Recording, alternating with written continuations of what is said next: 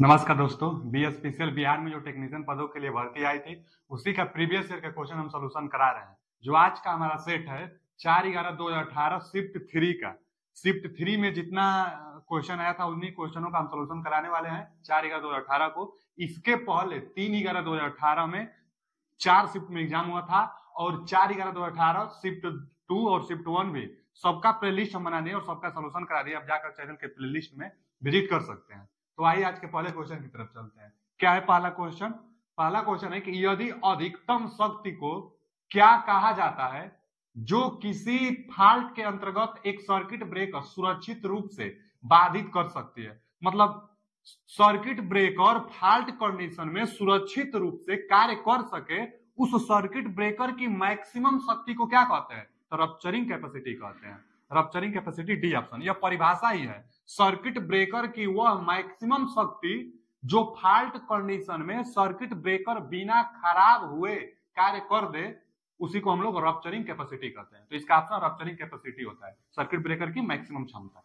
अगला क्वेश्चन क्या है कि निम्नलिखित में से कौन सा circuit breaker ground fault protection के लिए प्रयुक्त किया जाता है? तो देखिए ना, पहले तो जो क्वेश्चन क्या है ग्राउंड फॉल्ट प्रोटेक्शन, आप खुद विकल्प से समझ जाएंगे। पहला विकल्प क्या है? मिनिएचर सर्किट ब्रेकर, ये तो घरों में लगता है। Air circuit breaker, sub station पर लगता है। आयल सर्किट ब्रेकर, उसके बाद होता है अर्थ लीकेज सर्किट ब्रेकर। अर्थ लीकेज सर्किट ब्रेकर। अब पूछा क्या है? Ground fault. तो ग्राउंड फॉल्ट का मतलब क्या है? ऐसा फॉल्ट जो ग्राउंड से कनेक्टेड हो, जो अर्थ से कनेक्टेड हो, उसी को ना ग्राउंड फॉल्ट कहते हैं। तो ग्राउंड फॉल्ट प्रोटेक्शन मतलब अर्थ लीकेज सर्किट ब्रेकर। इसका शॉर्ट फॉर्म भी कई बार दे देता है, तो उसका शॉर्ट फॉर्म में क्या लिखा जाता है? ELCB। तो अर्थ लीकेज सर्किट ब्रेकर, इसका प्रयोग अर्थ वायर में किया जाता है। जो अर्थ वायर में जो लीकेज करंट होती है उसी से सुरक्षा प्रदान करता है। तो ग्राउंड फॉल्ट अर्थ लीकेज सर्किट ब्रेकर, इसका ऑप्शन सही है। अगला क्वेश्चन क्या है कि कम वोल्टता मतलब 440 वोल्ट उपकरणों में मेगर टेस्ट करने के लिए पर्याप्त वोल्टेज रेटिंग क्या है? सवाल सुनिए, मेगर टेस्ट करने के लिए पर्याप्त वोल्टेज रेटिंग क्या है? मेगर से टेस्ट करने के लिए कितना पर्याप्त वोल्टेज चाहिए मेगर के पास? तो पहले हम बता देते हैं कि लो वोल्टेज के लिए पूछा है तो 500 वोल्ट चाहिए। हाई वोल्टेज के लिए पूछता तो 1000 वोल्ट से 1500 वोल्ट के आसपास होता है। ऑप्शन में 1000 और 15 दोनों नहीं देगा, कोई एक देगा या अथवा इसके बीच के दे देगा। तो हाई वोल्टेज के लिए अगर पूछ दिया तो 1000 वोल्ट पर लगाएंगे अथवा 1500 वोल्ट पर लगाएंगे, कोई एक ऑप्शन रहेगा। लेकिन यहाँ क्या पूछा है? लो वोल्टेज के लिए, कम वोल्टेज के लिए, तो हम लोग 500 वोल्ट लगाएंगे। जो मेगर होता है वायर का इंसुलेशन मेजर करता है, जो कि मेगा ओम में होता है रीडिंग। मेगर वायर का इंसुलेशन प्रतिरोध मेजर करता है, मेगा ओम में रीडिंग देता है। और जो मेगर होता है वो दो प्रकार से होता है। एक तो डीसी जनरेटर लगा रहता है जो मैनुअली रोटेट करके 160 आरपीएम पर यूज किया जाता है। और उसके बाद एक होता है इलेक्ट्रॉनिक जो मेगर आ रहा है, इलेक्ट्रॉनिक मेगर। इसमें क्या होता है कि एक 12 वोल्ट की बैटरी लगी रहती है और स्टेप अप करके उसको 500 वोल्ट तक उस मेगर के अंदर इंड्यूस वोल्टेज की जाती है। जो टर्मिनल मेगर का टर्मिनल पर आप मेजर करेंगे तो 500 वोल्ट रीडिंग देगी। इस वोल्टेज का उपयोग आप लोड के लिए नहीं कर सकते, सिर्फ टेस्टिंग के लिए। इंसुलेशन वायर का जो रेजिस्टेंस होता है उसी को टेस्टिंग करने के लिए इस वोल्टेज का प्रयोग किया जाता है। तो 500 वोल्ट टेस्टिंग वोल्टा रेटिंग के लिए, 500 वोल्ट लो वोल्टेज के लिए। अगर हाई वोल्टेज अगर कहता तब हम जाते 1000 से 1500 वोल्ट के आसपास। अगला क्वेश्चन क्या है? क्वेश्चन है कि सभी अर्थ वायर और भू कंटिन्यूटी, सरलता मतलब कंटिन्यूटी चालक आमतौर पर निम्नलिखित में से किस विकल्प के बने होते हैं? मतलब अर्थ वायर जो होता है वह किसका बना होता है? तो सिल्वर दिया है, स्टेनलेस स्टील दिया है, जिंक दिया है, गैल्वेनाइज्ड स्टील दिया है। तो जो अर्थ वायर होता है गैल्वेनाइज्ड स्टील का प्रयोग किया जाता है। तो इसका ऑप्शन अर्थ वायर किसका बना होता है? तो गैल्वेनाइज्ड स्टील का बना होता है। अच्छा, कई बार गैल्वेनाइज्ड आयरन देता है तो वो भी सही है। क्यों? क्योंकि जो स्टील होता है आयरन का ही मॉडिफाई रूप है। आयरन में थोड़ी सी कार्बन की मात्रा मिलाकर स्टील बनाई जाती है। तो गैल्वेनाइज्ड स्टील दे अथवा गैल्वेनाइज्ड आयरन दे, अर्थ वायर में इसका प्रयोग किया जाता है। इसकी जो साइज होती है 8 SWG होता है। 8 SWG जो कि सब स्टेशनों पर प्रयोग किया जाता है अर्थिंग करने के लिए, क्योंकि अर्थ वायर है। कहीं कहीं पर 10 SWG भी दे देता है। अच्छा, उसके बाद कॉपर वायर का भी अर्थ वायर प्रयोग किया जाता है, जिससे घरों में जो लाइटनिंग की जाती है, घरों में जो हम लोग वायरिंग करते हैं तो घरों पर भी वायरिंग करते हैं हम लोग, अर्थ वायर घरों पर भी की जाती है। तो अर्थ वायर ले जाने के लिए कॉपर वायर का प्रयोग करते हैं। तो उसकी साइज कितना होनी चाहिए? तो 1.5 mm स्क्वायर, मतलब कि 14 SWG का प्रयोग किया जाता है। तो अब एक बात और जानिए कि इन दोनों में मोटा कौन सा वायर होगा? तो जितना कम ना SWG क्या है, स्टैंडर्ड वायर के, या जितना कम रीडिंग रहता है उतना मोटा वायर होता है। और जितना ज्यादा होता है उतना पतला, तो इन दोनों में पतला यह है। कॉपर वायर वैसे भी अच्छा कंडक्टिविटी होता है, तो कॉपर वायर अर्थ के लिए पतला वायर का प्रयोग करेंगे, इसलिए 14 SWG। और यह क्या है, गैल्वेनाइज्ड आयरन का है अथवा गैल्वेनाइज्ड स्टील का है, 8 SWG। तो साइज की बात हो गई। यहाँ पूछा है किसका प्रयोग करते हैं, तो अर्थ वायर में गैल्वेनाइज्ड स्टील का प्रयोग हम लोग करते हैं। ऑप्शन देता है कई बार गैल्वेनाइज्ड आयरन, तो गैल्वेनाइज्ड आयरन भी प्रयोग कर देते हैं। अगला क्वेश्चन क्या है कि एक 4 पोल वाले डीसी जनरेटर में लैप वाउंड आर्मेचर में है जिसमें 50 स्लॉट है और 16 चालक प्रति स्लॉट है। प्रति पोल उपयोगी फ्लक्स 30 मिलीवेबर है और 240 वोल्ट का ईएमएफ उत्पन्न करने के लिए मशीन को निम्न में से किस विकल्प पर चलाना चाहिए, किस गति पर मशीन को चलाना चाहिए जिससे वोल्टेज 240 वोल्ट इंड्यूस हो सके। तो देखिए एक फॉर्मूला आता है, फॉर्मूला क्या होता है, फॉर्मूला होता है ना कि ईबी बराबर इंड्यूस ईएमएफ बराबर इंड्यूस ईएमएफ ईबी बराबर 5ZNP बटा में 60A होता है। अच्छा, बाइंडिंग दो प्रकार से होती है, एक लैप बाइंडिंग होती है, एक वेव बाइंडिंग होती है। तो वेव बाइंडिंग में पैरेलल पाथ 2 फिक्स होता है, पैरेलल पाथ ए को कहते हैं, पी को क्या कहते हैं, पोलो की संख्या। तो जो वेव बाइंडिंग होती है उसमें ए बराबर 2 मान फिक्स होता है। आज जब लैप बाइंडिंग होती है, दो ही बाइंडिंग होती है, एक वेव बाइंडिंग एक लैप बाइंडिंग। जब लैप बाइंडिंग होती है तो ए बराबर पी होता है, माने पैरेलल पाथों की संख्या पोलो की संख्या के बराबर होती है। तो यहाँ लैप बाइंडिंग है तो ये दोनों तो समाप्त हो जाएगा, ए बराबर पी होता है तो ये कट जाएगा। अगर वेव होता तब नहीं करता, तब ए का मान 2 रखते हैं। तो यहाँ लैप बाइंडिंग है तो ए बराबर पी कट जाएगा। और जो मान दिया है पुट कर दीजिए, किस पर चलाना, किस गति पर चलाना चाहिए, तो स्पीड हम लोग से एन का मान पूछा है, जेड कंडक्टरों की संख्या है, ईबी इंड्यूस वोल्टेज है। तो 240 वोल्ट 240 वोल्ट इंड्यूस कराना है। प्रति पोल चाहिए हम लोग को फ्लक्स, और दिया भी है कितना 30, लेकिन मिली में दिया है तो 10 के पावर -3 से गुणा कर देंगे तो मिली हटकर वेबर में होगा। तो 30 मिली वेबर है तो 30 × 10 - 3 वेबर। जेड का मान, जेड क्या होता है, टोटल कंडक्टरों की संख्या। अच्छा कितना है, 50 स्लॉट है और 16 चालक मतलब कंडक्टर, 16 कंडक्टर प्रति स्लॉट है। प्रति स्लॉट 16 और 50 स्लॉट है तो गुणा कर देंगे तब टोटल कंडक्टर की संख्या आएगी। 50 स्लॉट है और एक स्लॉट में 16 कंडक्टर दिया है, तो टोटल कंडक्टर की संख्या। अब एन का मान अभी चाहिए हम लोग को, मतलब एन का मान तो ज्ञात करना है। अब बटा में क्या भरना है, बटा में 60। देखिए एन का मान निकालने के लिए उसको वही छोड़िए, इसको अच्छा यहाँ काटा दीजिए, ये क्या हो गया 30 दूना के 60, 2 इसको 2 से काट दीजिए, 2 वाट है 16। अब एन चाहिए ना, तो बाकी जितना बचा है बटा में भेजिए। यहाँ क्या है 240 है। अब देखिए यह तो 30 कट गया है, 10 के पावर -3 है, वो यहाँ आएगा तो 10 के पावर -3।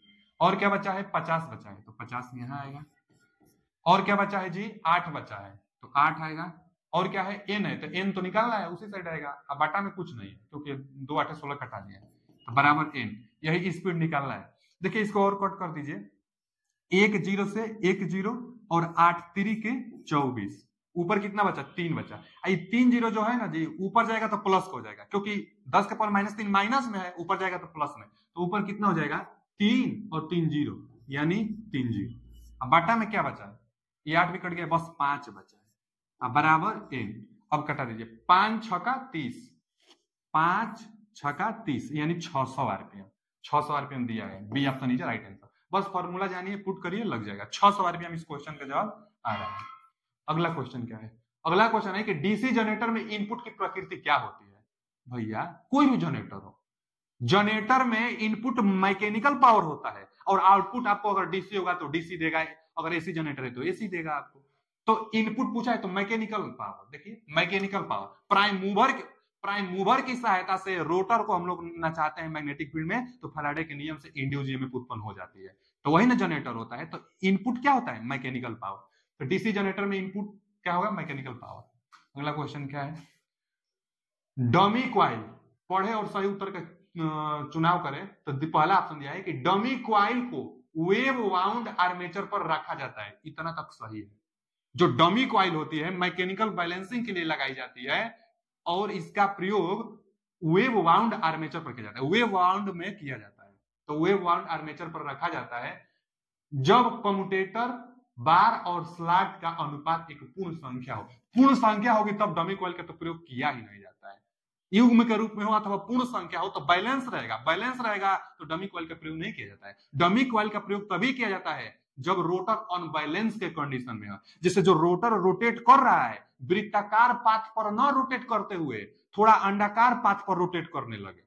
जब अंडाकार पाथ पर रोटेट करने लगता है रोटर तो कुछ डैमेज है, मैकेनिकल बैलेंस नहीं है। जब हम लोग स्लाटों में बाइंडिंग करते हैं तो किधर यो भार ज्यादा हो जाता है, मतलब वायर कंडक्टर ज्यादा किधर यो कम हो जाता है, तो एक बार लगा दी जाती है, एक कंडक्टर की बार फिट कर दी जाती है मैकेनिकल बैलेंस करने के लिए।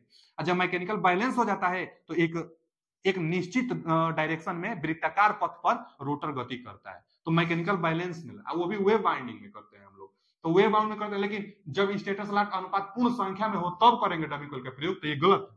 पूर्ण संख्या में होगी तब नहीं। डमी कॉइल का वेव बाउंड आर्मेचर पर रखा जाता है, ठीक है जी, वेव बाउंडिंग में वेव बाउंड पर किया जाता है, वेव बाइंडिंग में किया जाता है। लेकिन जब प्रति स्लॉट प्रति लेयर कॉइल साइड की संख्या पोल युग्म का गुणक हो, पोल युग्म का गुणक हो तो भी बैलेंसिंग अवस्था में रहेगी। अब बैलेंसिंग अवस्था में रहेगी तब तक प्रयोग नहीं करेंगे, वो साफ साफ कह देगा। ये भी गलत है। जब डमी कॉइल की बात आए तो उसमें आप पढ़िएगा साफ साफ वो बोलेगा कि मैकेनिकल बैलेंस के लिए प्रयोग किया जाता है तभी सही होगा। तो डमी कॉइल का प्रयोग मैकेनिकल बैलेंस के लिए किया जाता है, इनमें कोई जरूरत नहीं है, नहीं होता है तो दोनों फाल्स है, यानी B option is right answer.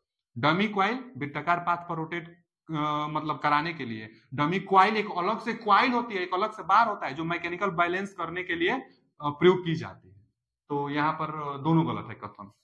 अगला क्वेश्चन क्या है कि डीसी मोटर को रोकने के लिए निम्नलिखित में से कौन सा विद्युत ब्रेकिंग का प्रकार न्यूनतम ऊर्जा का खपत करता है। यहां पढ़िए, न्यूनतम ऊर्जा का खपत करता है। तो न्यूनतम ऊर्जा देखिए, जो प्लगिंग होता है ना, यह अचानक ब्रेकिंग का कार्य करता है, इसमें सप्लाई कट कर दी जाती है, अचानक ब्रेकिंग का कार्य करता है प्लगिंग। उसके बाद होता है रीजनरेटिव ब्रेकिंग। रीजनरेटिव ब्रेकिंग में क्या की जाती है कि सप्लाई जो मोटर होता है उसी को, अच्छा भाई ट्रैक्शन सिस्टम में क्या करते हैं हम लोग कि जब उसको मोटर को ब्रेकिंग, जैसे गाड़ी रोकनी है तो ब्रेकिंग अवस्था में करने के लिए क्या करते हैं हम लोग कि मोटर को जनरेटर की भांति बिहेवियर करने लगते हैं। स्पीड मोड जो ट्रैक्शन रेल, जो रेलवे है, जो रेल है, मान लीजिए रेल में जो रेलगाड़ी होती है उसमें मोटर लगा होता है, रेलगाड़ी में जो मोटर लगा होता है तो हाई स्पीड पर ट्रेन को दौड़ा दी जाती है। ट्रेन हाई स्पीड में जब जाती है और जहां ढलान पाएगी ना, हाई स्पीड में रहेगी, जहां ढलान पाएगी तो क्या करेगा कि मोटर को जनरेटर की भांति बिहेवियर कराने लगेगा। मोटर को जनरेटर की भांति बिहेवियर होने से क्या होगा कि अब मोटर सप्लाई देने लगेगा, जो पावर ग्रिड है उसी को सप्लाई देने लगती है। इसी को रीजनरेटिव ब्रेकिंग कहते हैं।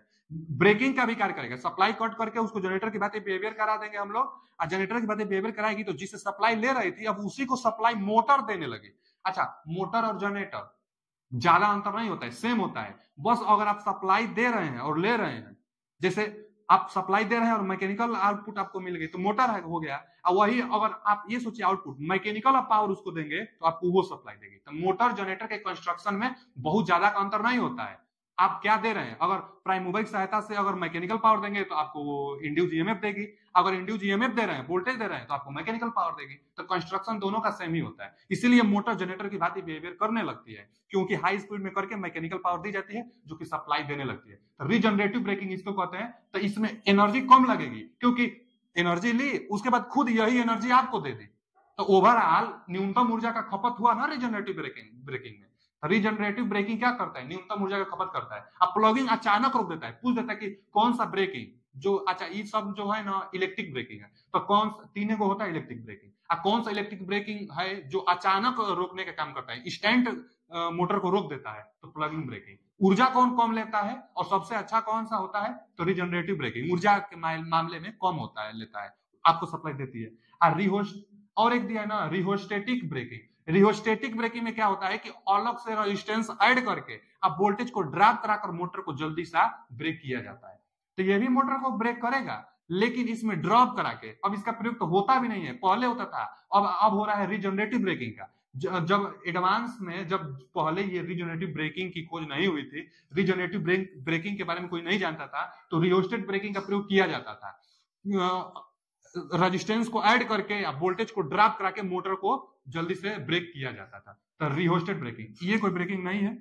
इलेक्ट्रिक ब्रेकिंग तीन होता है, सबसे जल्दी से रोकने के लिए प्लगिंग, और न्यूनतम ऊर्जा के लिए रीजनरेटिव ब्रेकिंग। रीजनरेटिव ब्रेकिंग में खुद सप्लाई दे दी जाती है, मोटर को जनरेटर की बिहेवियर कराई जाती है। रेलवे ट्रैक्शन में ज्यादातर इसका प्रयोग किया जाता है। अगला क्वेश्चन क्या है ट्रांसफार्मर में उस बाइंडिंग को क्या कहते हैं जो आपूर्ति से जुड़ी होती है, जो सप्लाई से जुड़ी होती है। ट्रांसफार्मर है, सप्लाई से जुड़ी है और आगे लोड से फिर जुड़ी है, तो वह साइड जो सप्लाई से जुड़ी है उसी को प्राइमरी बाइंडिंग कहते हैं, और जो लोड से जुड़ी है उसको हम लोग सेकेंडरी बाइंडिंग कहते हैं। ट्रांसफार्मर है, अगर इधर से आप सप्लाई दे रहे हैं और लोड इधर जोड़ दिए तो अब ये सेकेंडरी बाइंडिंग हो जाएगी।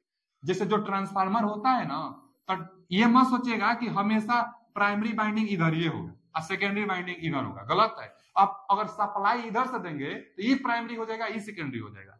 अगर आप सप्लाई इधर से देंगे तो ई प्राइमरी वो सेकेंडरी हो जाएगा। सेकेंडरी साइड जो लोड से जुड़ी रहती है उसको सेकेंडरी साइड, और प्राइमरी साइड जो सप्लाई से जुड़ी रहती है उसको प्राइमरी साइड कहते हैं। तो यहाँ सप्लाई से जुड़ी है तो प्राइमरी साइड कहेंगे। अगला क्वेश्चन क्या है?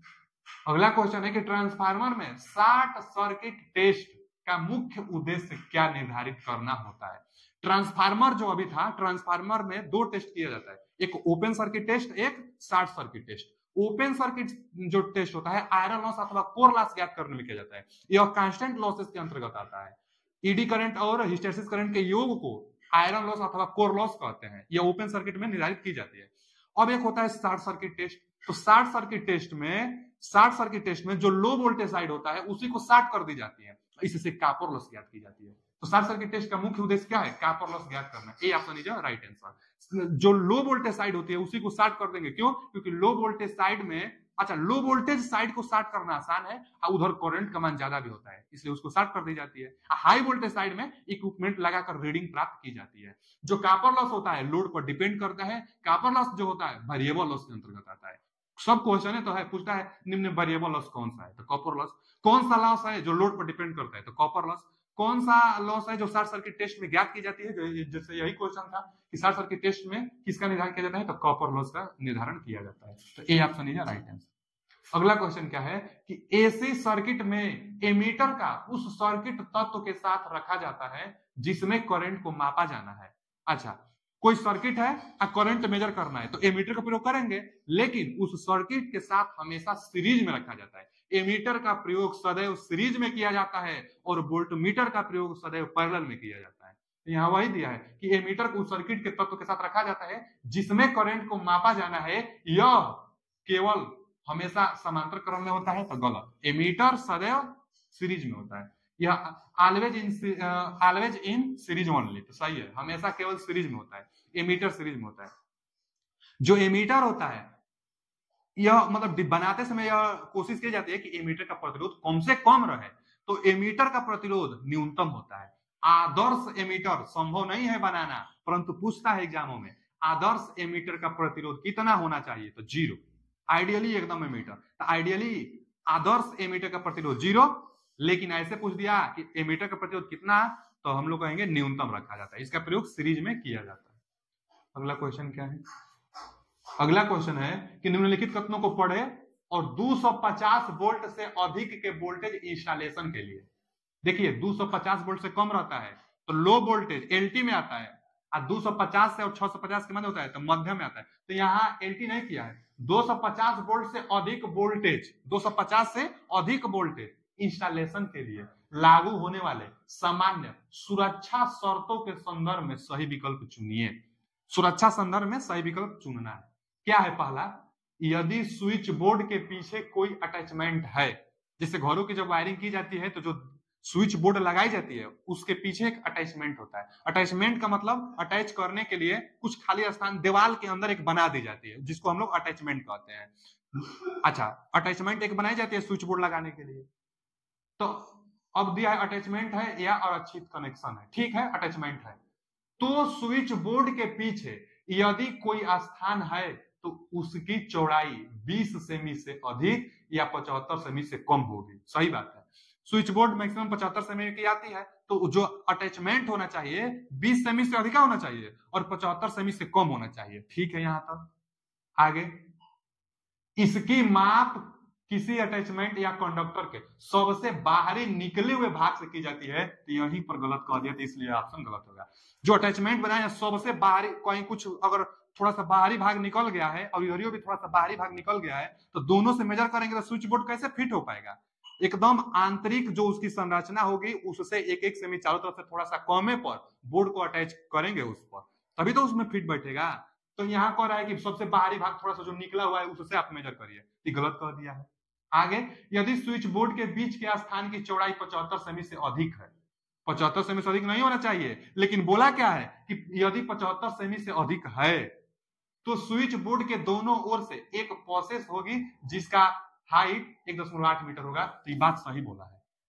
क्या बोला है कि अगर बाय द वे 75 सेमी से अधिक है अटैचमेंट की साइज, तो दोनों तरफ से एक पासेस वे लगा दी जाती है। मेन बोर्ड तो 75 सेमी का आता है, लेकिन एक पासेस वे लगा दी जाती है दोनों तरफ से, जो अधिक है तो वहां पर एक पासेस वे लगा दी जाती है, और उसकी भी साइज बोर्ड के हाइट के बराबर ही होनी चाहिए। माने धरती से कितना, 1.5 मीटर के आसपास। यहाँ 1.8 दिया है तो ठीक है, उसी के आसपास दिया है, तो ये ऑप्शन सही है।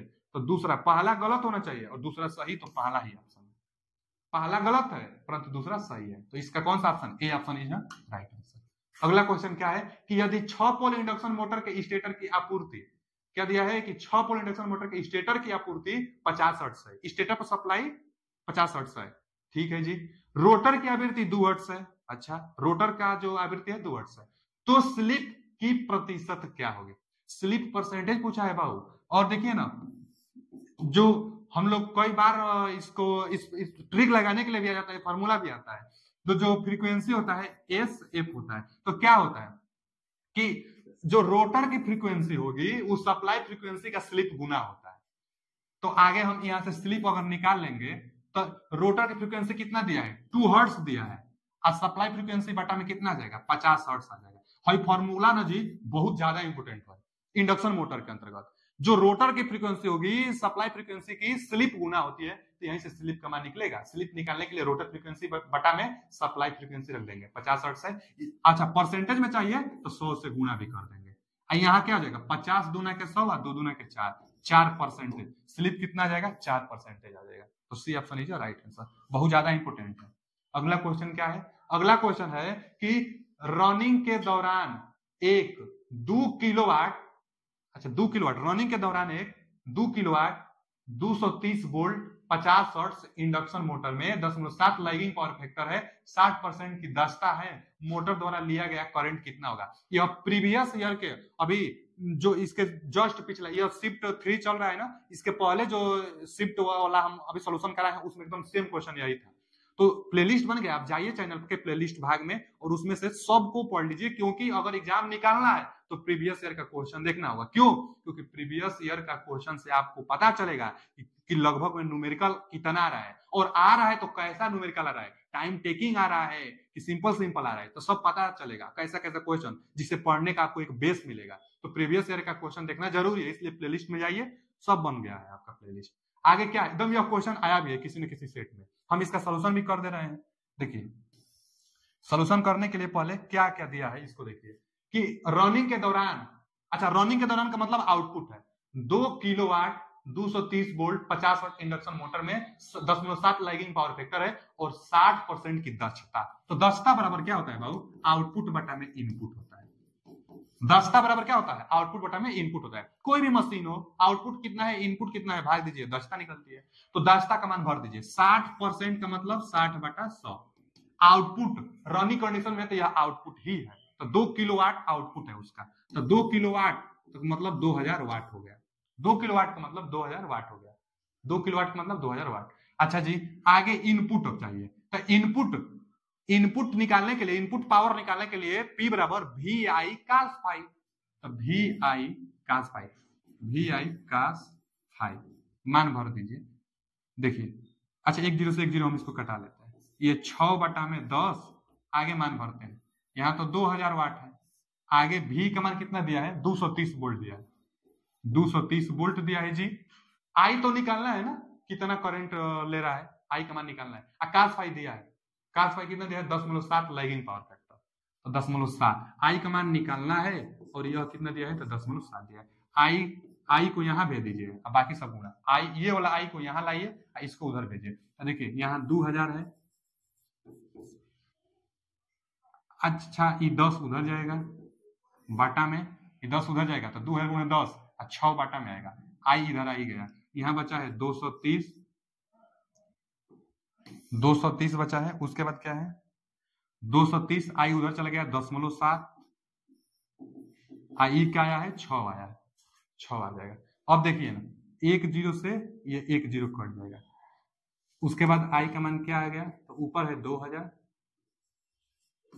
नीचे क्या है ये 23 है, 23 से बचा है, अब 7 6 42 यानी 4.2, 7 6 42 4.2 है। इसका जब हम भाग देंगे तो कितना रहा है 20.7, एम्पियर है ना, एम्पियर निकाल रहे हैं 20.7 एम्पियर। तो एम्पियर ने पूछा था, देखिए 20.4 है तो इतना ही आता है लगभग में हम लोग लगा देंगे, तो 20.4 D option is right answer. आप देख लीजिए क्वेश्चन को, आप सॉल्यूशन भी देख लीजिए, क्वेश्चन को भी देख लीजिए। ये क्वेश्चन एक बार आ चुका है, आते हैं अगले क्वेश्चन की तरफ। बस आप जानते रहे ना कि इफिशियंसी बराबर जो होता है आउटपुट बटा में इनपुट, आउटपुट दिया है 2000 वाट और input V I cos phi, I का मान निकालना है, वी भी दिया था कास फाई भी दिया था। आगे क्या है कि उपयुक्त तो वाह प्रतिरोध जोड़कर, देखिए ना वाह प्रतिरोध जोड़कर कम इनरस करंट मतलब जो हानि वाली करंट होती है, विचलित जो करंट होती है उसको, इनरस करंट के साथ उच्च starting torque, high starting torque, slip ring induction motor का स्टार्टिंग टार्क हाई होता है, स्लिप रिंग इंडक्शन मोटर में एक्सटर्नल रेजिस्टेंस हम लोग जोड़ सकते हैं। दम उसी की बात कर रहा है कि वाह विद्युत प्रतिरोध जोड़कर, यानी स्लिप रिंग इंडक्शन मोटर की बात कर रहा है, और उच्च स्टार्टिंग टार्क भी होता है, के लिए निम्नलिखित में से कौन सा उपयुक्त है। तो वाउंड रोटर इंडक्शन मोटर, इसी को तो स्लिप रिंग इंडक्शन मोटर कहते हैं, वाउंड रोटर इंडक्शन मोटर को स्लिप रिंग इंडक्शन मोटर कहते हैं, और slip ring induction motor wound induction motor का ही स्टार्टिंग टार्क हाई होता है और वाह प्रतिरोध हम लोग जोड़ सकते हैं, यही हो जाएगा। अब स्प्लिट फेज दिया है तो इसका तो स्टार्टिंग टार्क कम होता है, स्क्वायरल केज दिया है इसका भी स्टार्टिंग टार्क कम होता है, और शेडेड पोल इंडक्शन मोटर दिया है तो इसका भी टार्क कम होता है। यहाँ उच्च स्टार्टिंग टार्क और वाह प्रतिरोध जोड़ सके तो वाउंड रोटर इंडक्शन मोटर, जिसको स्लिप रिंग इंडक्शन मोटर कहते हैं। आज का लास्ट क्वेश्चन है, 3 फेज इंडक्शन मोटर के बारे में निम्नलिखित में से कौन सा कथन सही है। 3 फेज इंडक्शन मोटर के बारे में कौन सा कथन सही है, तो इसकी रखरखाव बहुत अधिक है, गलत है जी। इंडक्शन जो मोटर होता है इसका रखरखाव बहुत ज्यादा नहीं लगता है, यहाँ कह रहा है कि बहुत अधिक है, गलत है।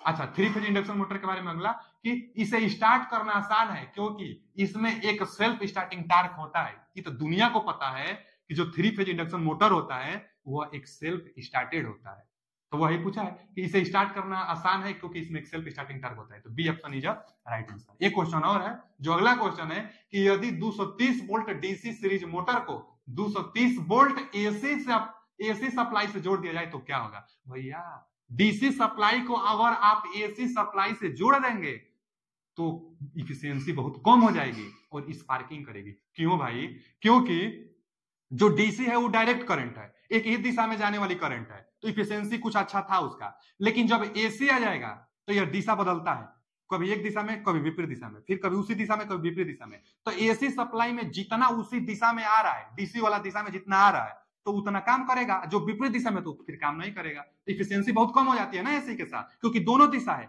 और डीसी में एक ही दिशा थी, तो डीसी में अच्छा इफिशियंसी था, लेकिन एसी आ जाने से इफिशियंसी कम हो जाएगी और स्पार्किंग भी करेगा। तो डीसी को एसी से जोड़ देंगे तो क्या होगा, तो स्पार्किंग के साथ चलेगा, मोटर की दक्षता कम होगी और स्पार्किंग के साथ चलेगा, तो D option is right answer. आगे का पार्ट 67 के बाद 68 से अगला वीडियो में हम लेकर आएंगे। अभी के लिए इतना ही, थैंक यू, धन्यवाद।